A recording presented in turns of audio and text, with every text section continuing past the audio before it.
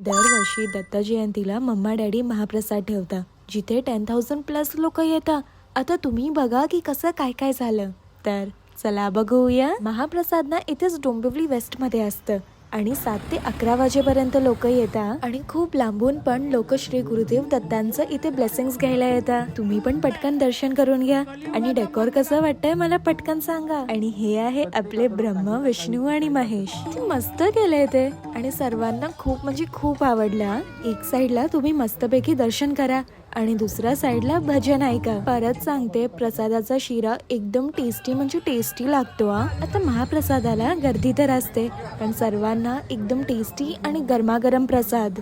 Unlimited डब्बा पाहिजे तर डब्बा पण तुम्ही घेऊन जाऊ शकता. आता पटकन सांगते की काय काय होतं.